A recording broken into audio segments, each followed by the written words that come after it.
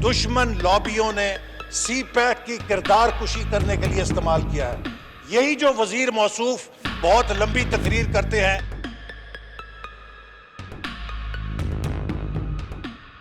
यहाँ पे सवाल उठा लेते हैं, हिम्मत नहीं है फिर बात सुनने की। कम अज कम इस ऑपोजिशन के अंदर भी उतनी दयानत है। इस रवैये के साथ ये निजाम नहीं चल सकता कि मेरा मुकाबला डाकुओं से है। जितने आप इस ख्याल में बैठे हैं कि एनआरओ नहीं दूंगा, ये सब डाकू हैं, लोग इस बात को नहीं मानते। हम भी इज्जत वाले लोग हैं। ये एक वजीर बैठा है यहां पे, 70 अरब रुपया कमीशन ले गया।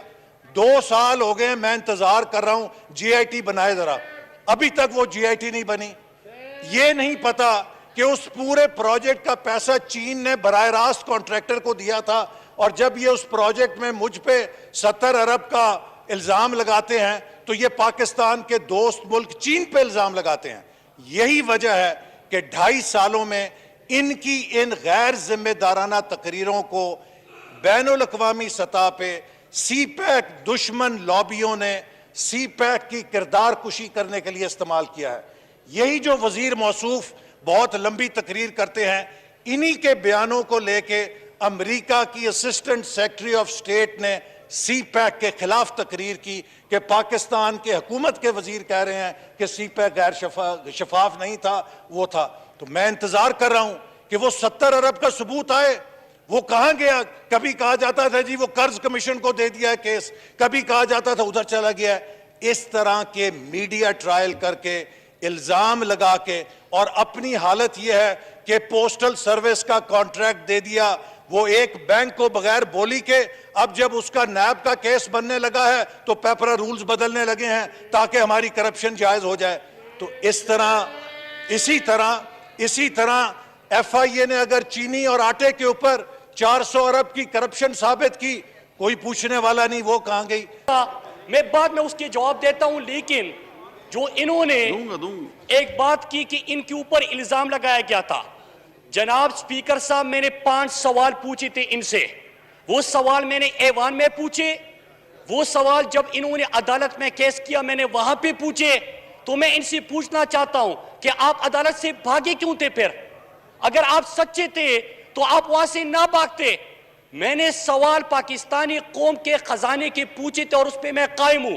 दूसरा, मैंने आपसे सवाल आपके भाई मुस्तफा कमाल का भी किया था कि जिसको शहबाज शरीफ ने बुलाया, टास्क फोर्स का चेयरमैन लगाया, उसके मिनट्स मेरे पास, फिर उसके बाद उनको ठेकों से नवाजा। और क्या उनको ठेके नहीं मिले? क्या उनके ऊपर इस वक्त केसेस नहीं चल रहे? क्या जो मैंने आपके ऊपर सवाल उठाया था वो नेब में नहीं चल रहा? तो जनाबी चेयरमैन, किसी सवाल का इनके पास जवाब नहीं। दूसरा, मैंने सवाल किया था और सवाल मैं इनसे करता हूं, बात ये सी पैक की शुरू करते हैं। सी पैक पाकिस्तान का मंसूबा है, सी पैक पाकिस्तान की तरक्की का जामिन है, सी पैक ने पाकिस्तान को तरक्की और खुशहाली दी। मैं आपसे सवाल पूछ रहा हूं, आप चाइना के पीछे और सी पैक के पीछे छुप रहे हो।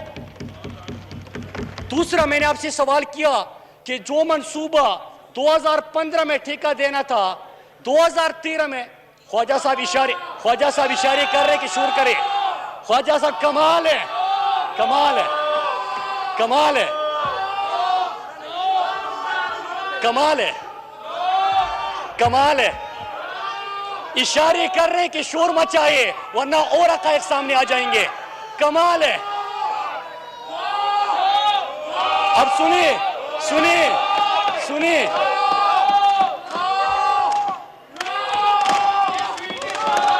चेयरमैन साहब, इसे कहते हैं कि चोर मचाए शोर। ये है चोर मचाए शोर कि यहां पे सवाल उठा लेते हैं, हिम्मत नहीं है फिर बात सुनने की। एक और तमाम मेंबरान से मेरी गुजारिश है, बैठ जाएं, खामोशी से एक दूसरे को तहम्मुल और बर्दाश्त से सुने।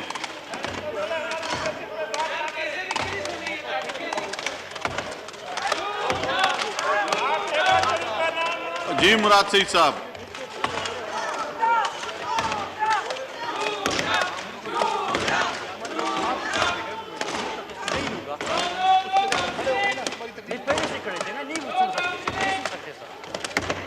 इल्जामात लगे मेरे ऊपर पूरी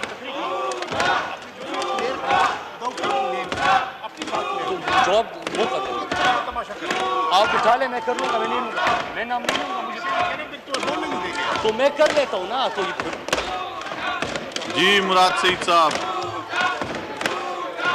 चेयरमैन साहब, स्पीकर साहब, तमाम मेंबरान से मेरी गुजारिश है स्पीकर अपनी अपनी निशस्त पे बैठ जाएं। इन्होंने इल्जामात लगाए, गुफ्तगू की, अब हिम्मत रख के जवाब सुने। इसे कहते हैं कि चोर मचाए शोर। बात की, फिर शोर मचाना शुरू कर दिया। अब चेयरमैन साहब, इन्होंने पीआईए के हवाले से भी बात की। खामोश रहेंगे तो मैं एक एक नुक्ते का तफसील में जवाब दे दूंगा। पीआईए के हवाले से बात की, स्टील मिल के हवाले से बात की। अगर ये दोनों इतने अच्छे थे तो इनके दौर में इनके वजीर खजाना ये बयान ना देते कि पीआईए खरीदने वाले को स्टील मिल मुफ्त में दिया जाएगा। ये बयान देते रहे स्पीकर साहब। फिर उसके बाद इन्होंने पाकिस्तान पोस्ट की बात की, सुनिए।